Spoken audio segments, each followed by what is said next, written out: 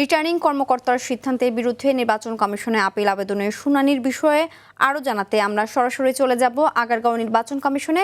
সেখানে আছেন সহকর্মী নাজমুল হুদা।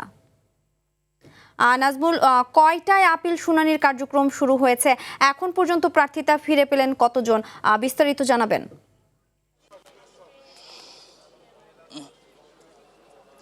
সিনথিয়া, আজকে সকাল 10টায় পঞ্চম দিনের মতো আপিল শুনানি শুরু হয়েছে এবং আমরা সর্বশেষ যে তথ্য পেয়েছি সেই তথ্য অনুযায়ী 40 জনের আপিল শুনানি সম্পন্ন হয়েছে।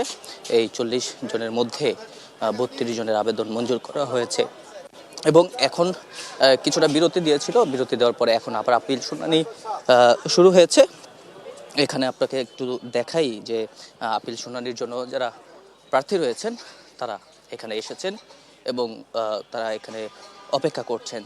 পর্যায়ক্রমে তাদেরকে ডাকবে নির্বাচন কমিশন। আজকে এই যে কয়দিন আপিল শুনানি হলো এর মধ্যে আজকে সবচেয়ে বেশি অর্থাৎ 100 জনের আপিল শুনানি নিষ্পত্তি করবে কমিশন।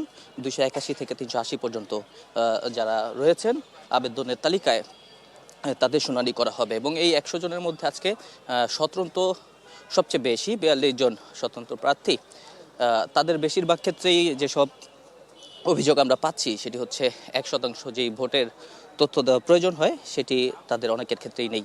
এছাড়া আপনাকে একটু জানিয়ে দিতে চাই যে কিছুক্ষণ আগেই আপিলে প্রার্থীর বৈধতা ছিল এমন এক প্রার্থীর বৈধতার বিরুদ্ধে গিয়ে আপিল করেছেন কুমিল্লা 2 আসনের বিএনপির বিদ্রোহী প্রার্থী আব্দুল মতিন তার বিরুদ্ধে।